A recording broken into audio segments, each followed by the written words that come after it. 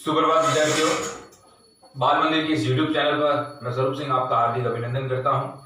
हम कक्षा 11वीं के व्यवसाय अध्ययन के दूसरे अध्याय को पढ़ रहे थे, व्यवसाय संगठन के स्वरूप, जिसके हम अंतिम छोर पर पहुंच चुके हैं। और जो उसका अगला अध्याय है तीसरा, वो आपके पाठ्यक्रम में नहीं है और अध्याय चौथे उसकी हम बात करेंगे।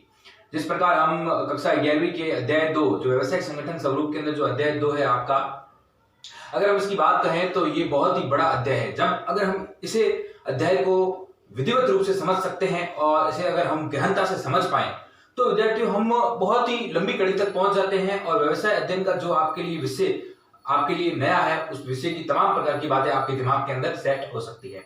हमने व्यवसाय संगठन स्वरूप के अंदर तमाम प्रकार की बातों को पढ़ा है, जिसमें मैं अगर बात कहूं तो हमने एकल स्वामित्व को पढ़ा, हिंदू अविभाजित परिवार को पढ़ा, सहकारी समिति को पढ़ा और कंपनी के बारे में अंतिम रूप में हमारी चर्चा हो रही थी। अब कंपनी की अंतिम रूप में चर्चा की अगर हम बात कहें तो आज जो कंपनी के बारे में हम आज सार्वजनिक कंपनी और निजी कंपनी के लक्षण को हमने पढ़ लिया था और कंपनी के गुण और लाभों को हमने पढ़ लिया था। अब अगर हम बात कहें तो अंतिम रूप में आपके अब कंपनी के सिर्फ दोष बचे हैं, बुराइयां बची है, फिर हमारा यह अध्याय पूरा हो जाएगा। और संगठन को प्रारंभ करने के लिए क्या क्या कुछ चीजों की जरूरत रहती है, उनके नोट्स मैंने आपको विद्यार्थियों दे दिए हैं, आप नोट्स में पढ़ लेना, बिल्कुल सरल भाषा में देख लिया है और उसका एक बार मैं पूरा चर्चा भी करूंगा वीडियो के माध्यम से, फिर हमारा नया अध्याय प्रारंभ हो जाएगा। विद्यार्थियों, जब आप लॉकडाउन की इस स्थिति के अंदर आप घर पे हो और इस कोविड-19 के तहत, इस महामारी के तहत तमाम प्रकार की इन बातों को जब घर पे बैठकर पढ़ लेते हो तो ये आपको बहुत ही बड़े आगे फायदा मिलेगा। तो वीडियो को लगातार देखिए, अपने नोट्स बनाएं। मैं प्रत्येक चीज को जो आपको पढ़ा रहा हूँ बिल्कुल सरल भाषा से समझा रहा हूँ ताकि आपके दिमाग में सेट हो जाए और हर एक प्रकरण को खंडों में विभाजित कर छोटी छोटी बातों को समझाकर आपके दिमाग के अंदर सेट करने की कोशिश कर रहा हूं, क्योंकि आपके लिए नया विषय है। जहां तक मैं समझता हूं कि 34 से 35 वीडियो आपके सामने आ गए होंगे और कुछ चीजें आपके दिमाग में सेट भी हो गई होगी, स्वयं भी पढ़ने की आदत डाले।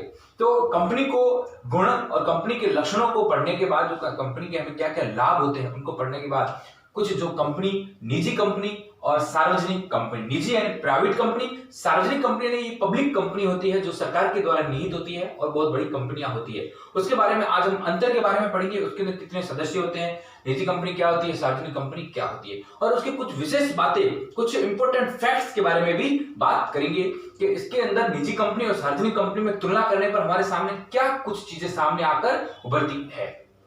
तो कक्षा 11वीं की हम बात कर रहे थे, क्लास 11th चैप्टर 2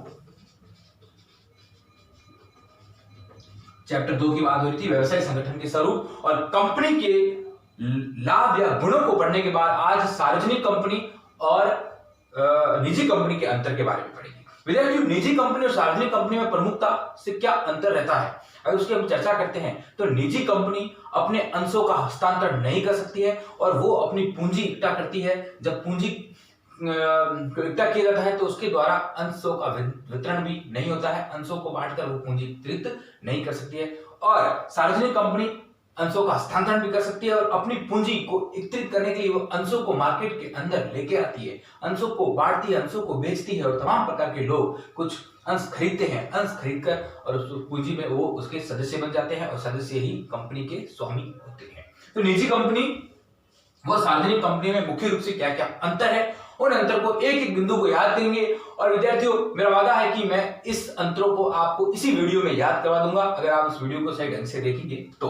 गौर करें, आधार सार्वजनिक कंपनी और निजी कंपनी। आधार में मुख्य रूप से 5 बिंदु चलेंगे और सार्वजनिक कंपनी में अंतर के रूप में हम एक एक चीज पढ़ेंगे। इसमें कितने सदस्य होते हैं, क्या होता है, किस प्रकार इसका अनुक्रमणिका इसकी बनती है, कैसे अंशों को हस्तांतरण किया जाता है, नहीं किया जाता है, क्यों नहीं किया जाता है, हर एक चीज को हम पढ़ेंगे। तो पहले हम अगर बात करें तो पहले बिंदु में हम देखते हैं, इसके आधार की पहले बिंदु की बात करते हैं तो सदस्य की हम बात करेंगे कि सदस्य इसमें कितने होते हैं। गौर करें विद्यार्थियों, सदस्य, अगर सदस्यों की यहां बात करते हैं तो सार्वजनिक कंपनी को पहले पढ़ेंगे, साथ साथ निजी कंपनी को पढ़ेंगे। सार्वजनिक कंपनी को प्रारंभ करने के लिए देखो, एक तो सदस्य न्यूनतम और सदस्य अधिकतम, कितने अगर प्रारंभ करने के लिए हमें सदस्यों की जरूरत पड़ेगी और अधिकतम कितने सदस्य और हो सकते हैं। तो अगर हम सार्वजनिक कंपनी की बात करते हैं तो न्यूनतम सदस्य संख्या कितनी होगी, 7 न्यूनतम सदस्य संख्या होगी। और अधिकतम सदस्य संख्या की अगर बात करते हैं तो कोई भी सीमा नहीं है, एक ऐसी कंपनी है, सार्वजनिक है, पब्लिक कंपनी है, गवर्नमेंट के अधीन है, ऐसी कंपनी जो सरकार की कंपनियां होती है उसके अंदर कितने भी सदस्य जुड़ सकते हैं, उसकी पर कोई प्रतिबंध नहीं है, कितने भी सदस्य आ सकते हैं। मगर वो कंपनी, सार्वजनिक कंपनी प्रारंभ करने के लिए न्यूनतम सदस्य 7 होने जरूरी है। 7 सदस्यों से कंपनी प्रारंभ होगी और कंपनी के अंदर कितने भी सदस्य आ सकते हैं, उस पर कोई भी रोक नहीं है, कितने भी सदस्य आ सकते हैं। अब जब हम निजी कंपनी यानी कि प्राइवेट कंपनी की बात करते हैं तो न्यूनतम सदस्य कितने होंगे? मात्र 2 सदस्य मिलकर निजी कंपनी को चला सकते हैं, कोई दोहराई की बात नहीं है। अगर हम अधिकतम सदस्यों की यहां बात करें तो आप 2 के पीछे 2 जीरो डाल दो, यानी कि 200 सदस्य अधिकतम हो सकते हैं, 200 से ज्यादा सदस्य नहीं। 200 से कम कितने भी हो सकते हैं, मगर 2 कम कितने भी, मतलब कि 2 तो होने चाहिए, 1 नहीं हो सकता है। न्यूनतम 2 सदस्य, अधिकतम कितने? 201 सदस्य नहीं हो सकते, यानी कि अधिकतम 200 सदस्य निजी कंपनी में रहेंगे। गौर करें विद्यार्थियों, सदस्यों की अगर हम बात करते हैं तो सार्वजनिक कंपनी में न्यूनतम सदस्य संख्या 7, अधिकतम कोई सीमा नहीं, कितने भी सदस्य इसके अंदर आ सकते हैं। निजी कंपनी की जब बात करते हैं तो न्यूनतम सदस्य 2 होने चाहिए, अधिकतम कितने होंगे? 200 अधिकतम सदस्य होकर सदस्य जुड़ सकते हैं और निजी कंपनी का संचालन कर सकते हैं। अधिकतम न्यूनतम की बात करें तो 2। अब आते हैं निदेशकों की न्यूनतम संख्या। विद्यार्थी, मैंने आपको बताया जब कंपनी को पढ़ाया था तो बोर्ड ऑफ डायरेक्टर्स बनता है, निदेशक मंडल बनता है और कंपनी को चलाने के लिए निदेशकों की भी जरूरत रहती है। उसके अंदर निदेशक होते हैं जिसके अंदर निपुणता होती है, ज्ञान होता है, जिसके पास अनुभव होते हैं, जिसके पास प्रबंध करने की क्षमता होती है और वो कंपनी को चलाते हैं, उनकी नियुक्ति होती है, उनके पास प्रोफेशन होता है, उनके पास योग्यता होती है, वो कंपनी के निदेशक बनते हैं, वो कंपनी का संचालन करते हैं। अब सार्वजनिक कंपनी में भी निदेशकों की जरूरत रहेगी और निजी कंपनी में भी निदेशकों की जरूरत रहेगी, क्योंकि कंपनी को चलाना है। अब उन निदेशकों की संख्या कितनी रहेगी? विद्यार्थियों, आपको कुछ नहीं याद रखना है, आपको 32 याद रखना है। कितना? 32। निदेशकों की संख्या की तनख्वाह कितनी है? 32,000। कितनी है? 32,000। आपको ये याद रखना, 32,000। जो अब अगर आप भूल जाते तो विद्यार्थी मैं ट्रिक्स और लॉजिक से भी याद करवा रहा हूँ। कितनी संख्या है? आपसे पूछेंगे निदेशकों की संख्या कितनी है, तो 32। अब 32 को सिर्फ याद इसलिए रखा जा रहा है कि सार्वजनिक कंपनी के अंदर कितने सदस्य होंगे? 3 निदेशकों की संख्या होगी न्यूनतम, और निजी कंपनी में कितने होंगे? 2। न्यूनतम सार्वजनिक कंपनी के अंदर 3 निदेशक होने अनिवार्य है और निजी कंपनी के अंदर 2 सदस्य होने अनिवार्य है। आप इसको यूं भी याद रख सकते हो, 1 शब्द और 2 शब्द, तो सदस्य भी कितने? 2। कौन से? निदेशकों की बात के अंदर। आगे बात करते हैं सदस्यों की अनुक्रमणिका। अनुक्रमणिका मतलब होता है विषय की सूची या उनका पूरा इंडेक्स। जैसे कि हम बात करें अनुक्रमणिका, आप भी जब अपनी कॉपी बनाते हो, रजिस्टर बनाते हो, आपके रजिस्टर के ऊपर एक अनुक्रमणिका होती है कि पहला अध्याय आपने जैसे लिखा कि व्यवसाय के बारे में, तो 1 से लेकर 20 पेज तक। दूसरा अध्याय व्यवसाय संगठन के स्वरूप के बारे में, तो 20 से लेकर 40 पेज तक। तीसरा आपने लिखा कि व्यवसाय की सेवाएं, सर्विस, 40 से लेकर 50 पेज तक। आपने इस प्रकार वो अनुक्रमणिका इंडेक्स होती है। तो इस प्रकार कंपनी में भी, सार्वजनिक कंपनी हो या निजी कंपनी हो, उसमें एक इंडेक्स बना हुआ होता है। इंडेक्स में उसमें तमाम प्रकार के सदस्यों की पूरी बायोडाटा लिखा जाता है, कितने सदस्य हैं, कितने सदस्य क्या क्या कार्य करते हैं, उनकी पूरी विवरणिका अनुक्रमणिका होती है। तो सदस्यों की अनुक्रमणिका या उसे विशेष सूची बोला जाता है, वो क्या कार्य करते हैं, क्या है, उनको इन तमाम प्रकार की बातों को निहित किया जाता है। अब सार्वजनिक कंपनी है, देखो सरकार की कंपनी है, और सरकार में जब भी कोई कार्य होता है तो बिल्कुल वो विस्तारित रूप से, स्थायी रूप से होता है, और वहां तो अनुक्रमणिका रखना जरूरी है। कोई भी बड़ा अधिकारी आकर पूछ सकता है कि इस कंपनी में क्या हो रहा है, कितने सदस्य हैं, क्या क्या कार्य करते हैं, सब चीजें होना जरूरी है। तो यहाँ अपन क्या लिखेंगे? ये अनिवार्य है। अगर यहाँ अनिवार्य है तो निजी कंपनी में क्या है? अनिवार्य नहीं है। यहाँ अनुक्रमणिका, सदस्यों की अनुक्रमणिका, सदस्यों का इंडेक्स की कोई भी जरूरत यहाँ नहीं है। गौर करें विद्यार्थियों, तो सदस्यों की अनुक्रमणिका की अगर बात होती है तो विशेष सूची या इंडेक्स की बात होती है। तो सार्वजनिक कंपनी की अगर हम बात करते हैं तो वहां अनिवार्य है, और निजी कंपनी की बात करते हैं तो वहां अनिवार्य नहीं है। आगे बढ़ते हैं, अंशों का हस्तांतरण। विद्यार्थियों, मैंने आपको पहले ही ये चीजें पढ़ाई थी कि जब कंपनी को पूरा पढ़ाया था तो सार्वजनिक कंपनी के अंदर अंश होते हैं। अंश यानी कि जो सार्वजनिक कंपनी के जो सदस्य होते हैं, सार्वजनिक कंपनी अंश बांटती है। अंशों के आधार पर सार्वजनिक कंपनी पूंजी का एकत्रित करती है, एकत्रण करती है। वो अंशों को अपने तय अनुसार, तय रुपये के अनुसार मार्केट के अंदर लाती है, सदस्य अंश खरीदते हैं। सदस्यों ने अंश खरीद लिए, अब सदस्यों को उचित नहीं लग रहा है या फिर सदस्य अपने अंशों का हस्तांतरण करना चाहते हैं किसी और को, इसीलिए ही सारी कंपनी विस्तार से चलती है और कंपनी लंबे समय तक चलती है। सदस्य अपने मन मर्जी से अपने अंशों का हस्तांतरण किसी और को भी कर सकते हैं। तो यहाँ कोई भी प्रतिबंध नहीं है। कोई भी प्रतिबंध नहीं है का मतलब है कि ये अंशों का हस्तांतरण किसी भी कर सकते हैं, इस पर कोई प्रतिबंध नहीं है, कोई भी ऐसा ऊपर नियम नहीं है कि अंशों का आप हस्तांतरण नहीं कर सकते, कोई भी प्रतिबंध नहीं है, आप आराम से अंशों का हस्तांतरण कर सकते हैं। और यहाँ निजी कंपनी में प्रतिबंध है, यानी कि नहीं कर सकते हैं आप, यहाँ अंशों का हस्तांतरण नहीं कर सकते हैं, प्रतिबंध है, यहाँ प्रतिबंध लगा हुआ है। प्रतिबंध में हिंदी शब्द है, यानी कि यहाँ प्रोहिबिटेड है। यहाँ क्या है कि आप अंशों का हस्तांतरण कर सकते हैं, यानी कि कोई प्रतिबंध नहीं है। और यहाँ क्या है, प्रतिबंध है, प्रतिबंध यानी कि आप अंशों का हस्तांतरण नहीं कर सकते हो। यहाँ आप यहाँ समझ सकते हैं, आप ये भी लिख सकते हो अंशों का हस्तांतरण कर सकते हैं, अंशों का हस्तांतरण नहीं कर सकते हैं। इस सबसे आप नहीं समझ पा रहे हो तो आप ये भी लिख सकते हो, कोई प्रतिबंध नहीं, यानी कि अंशों का हस्तांतरण आप कर सकते हो। प्रतिबंध है, अंशों का हस्तांतरण आप नहीं कर सकते हो। सार्वजनिक कंपनी के अंदर आप अंशों का हस्तांतरण कर सकते हो, बिल्कुल ढील दी गई है। निजी कंपनी में आप प्रतिबंध है, आप अंशों का हस्तांतरण बिल्कुल भी नहीं कर सकते। पांचवा बिंदु, अंतिम बिंदु, अंशों के क्रय हेतु जनता को आमंत्रण करना।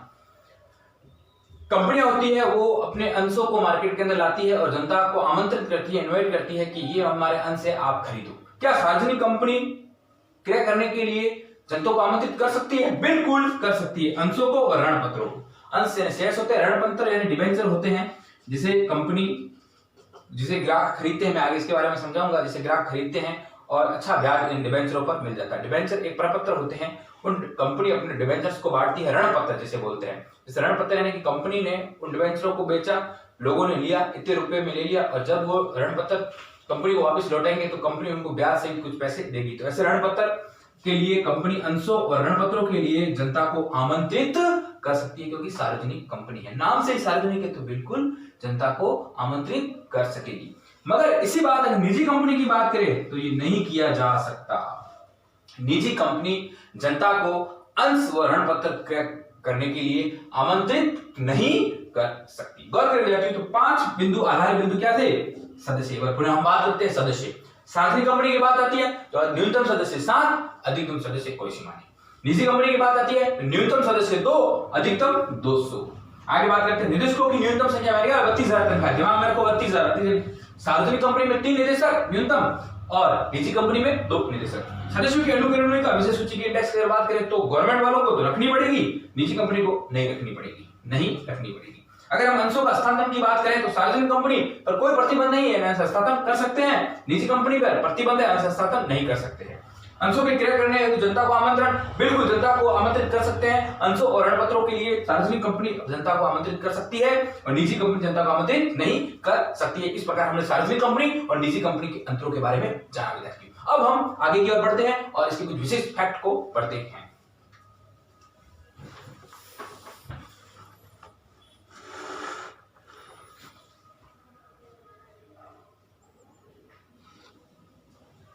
कुछ इंपोर्टेंट तथ्य हैं जो सार्वजनिक कंपनी और निजी कंपनी के बारे में आपको ज्ञान उपलब्ध करवाएगी और आपके ज्ञान में वृद्धि करेगी। गौर करें विद्यार्थी, एक ही चीज को पढ़ेंगे।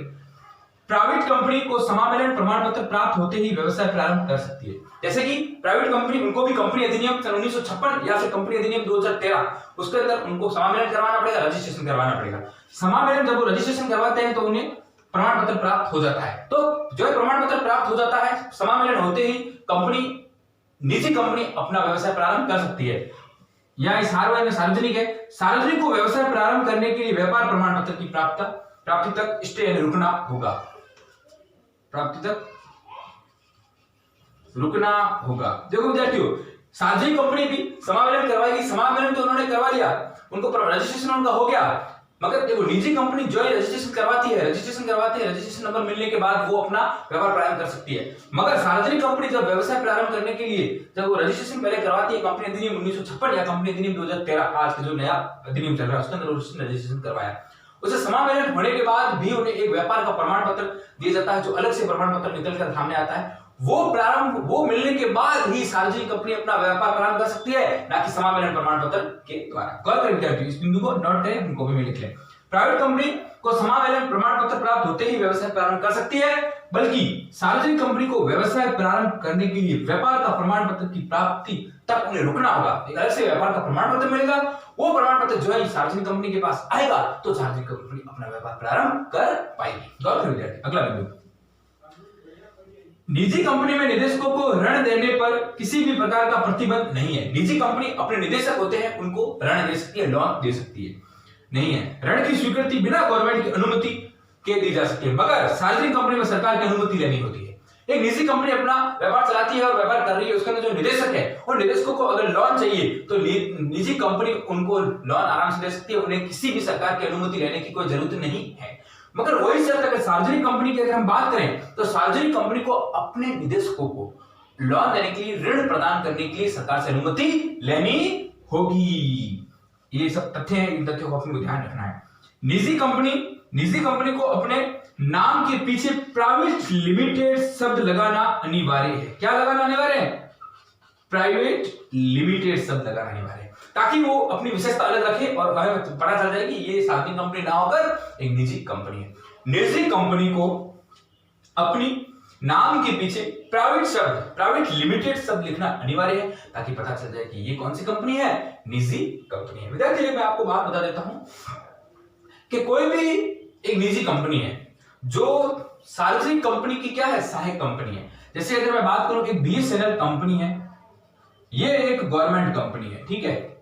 उदाहरण देता हूं, ये बीएसएनएल कंपनी है, ये गवर्नमेंट कंपनी है। इस बीएसएनएल कंपनी की एक सहायक कंपनी है जो उसके 50% रेशियो पर काम करती है। जैसे अगर हम बात करें वोडाफोन का, ये सिर्फ उदाहरण है, वोडाफोन है जो इसकी सहायक कंपनी है, तो वोडाफोन भी ऑटोमेटिक क्या बन जाएगी, सार्वजनिक कंपनी बन जाएगी। सार्वजनिक कंपनी ये सरकारी कंपनी बन जाएगी, क्योंकि ये इसकी सहायक कंपनी है, इसकी 51% हिस्से पर काम कर रही है। 51% इसका भाग किसमें है, बीएसएनएल में निहित है, तो निहित है तो ये भी एक सार्वजनिक कंपनी बन जाएगी। तो गौर करें, प्राइवेट कंपनी कोई भी है, अगर वो सार्वजनिक कंपनी की सहायक है, इसको ऑक्सिलरी कंपनी भी बोलते हैं, ऑक्सिलरी कंपनी है, सहायक कंपनी है, तो वो भी सार्वजनिक कंपनी मानी जाएगी। जिस प्रकार बीएसएनएल की क्या थी, वोडाफोन सार्वजनिक कंपनी, बीएसएनएल की सहायक कंपनी है, तो वो ऑटोमेटिकली वो भी सार्वजनिक कंपनी मानी जाएगी। तो प्राइवेट कंपनी सार्वजनिक कंपनी की सहायक कंपनी है, क्या होनी चाहिए, कंपनी उसकी सहायक होनी चाहिए, उसकी ऑक्सिलरी कंपनी होनी चाहिए, 51% रेशियो लेकर चलनी चाहिए कंपनी है, तो वो भी सार्वजनिक कंपनी मानी जाएगी। इस प्रकार विद्यार्थियों हमने व्यवसाय संगठन स्वरूप के जो कंपनी के बारे में विस्तृत रूप से चर्चा की और अध्ययन किया। जहां तक मैं समझता हूं कि आपने हर एक चीज को, बिंदु को आराम से समझा होगा। जब आप घर बैठे इन चीजों को समझते हो तो विद्यार्थियों आपको बहुत ही बड़ा आगे फायदा मिलने वाला है। आज की वीडियो में हमने कंपनी की बात की, सार्वजनिक और निजी कंपनी के अंतरों के बारे में समझा। सार्वजनिक कंपनी के अंदर क्या अंतर होता है, निजी कंपनी में क्या अंतर होता है, मुख्य तथ्यों के बारे में बात किया। धन्यवाद विद्यार्थियों, अपनी कॉपी में भी लिखने का कष्ट करना।